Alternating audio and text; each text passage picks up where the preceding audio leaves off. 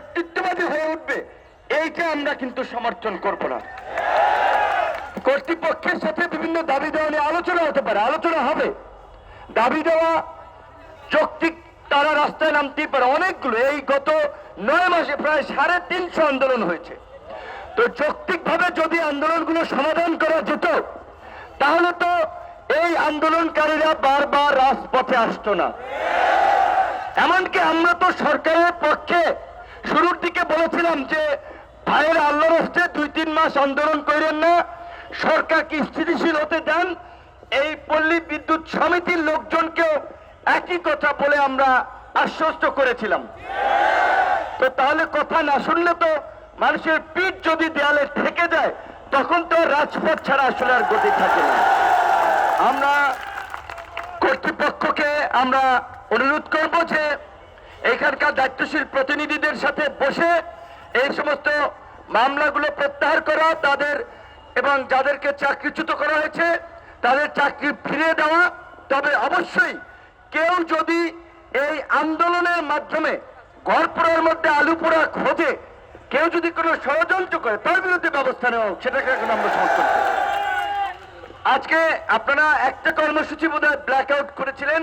আচ্ছা, আপনারা বলছেন যে আপনারা করেন নাই। স্বাভাবিকভাবেই সেটা যারা করছে প্রয়োজনে তাহলে সেটা নিয়ে একটা তদন্ত করা যেতে পারে।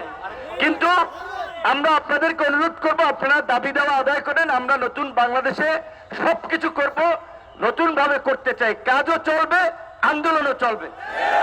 কিন্তু ভোগান্তি বা দুর্ভোগ, এই বিদ্যুৎ বন্ধ করে দেওয়া, ব্ল্যাক আউট করে দেওয়া, কাজ অফ করে দেওয়া, এইটাতে মানুষ ক্ষতিগ্রস্ত হয়, ক্ষুব্ধ হয়।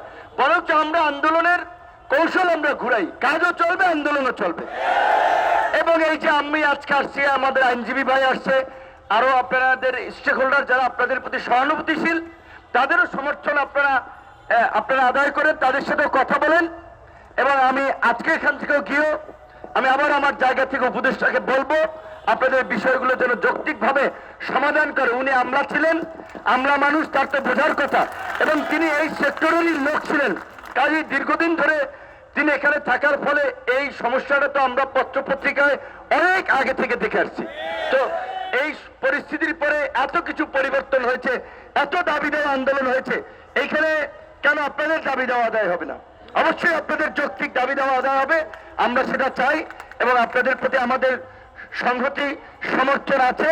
সেই কারণেই এই যে এখানে আসলাম, যেটা বলেছি যে আমরা আসলে রাজনীতির বাইরে অনেকের সাথে ব্যক্তিগত সম্পর্ক চেনা জানা, অনেকেই বিভিন্ন আন্দোলন সংগ্রামে বলি ভাই আপনারা চালান, আমাদের সমর্থন আছে।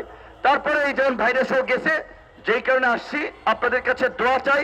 এবং আপনারা যদি মনে কিছু না করেন, আপনাদেরকে এইটুকু বলি যে আমাদের সমর্থন আছে, থাকবে। আপনারা শান্তিপূর্ণভাবে সিস্টেমেটিক ওয়েতে যৌক্তিকভাবে আপনাদের আন্দোলন চালান, আশা করি আপনাদের বিজয় হবে ইনশাল্লাহ।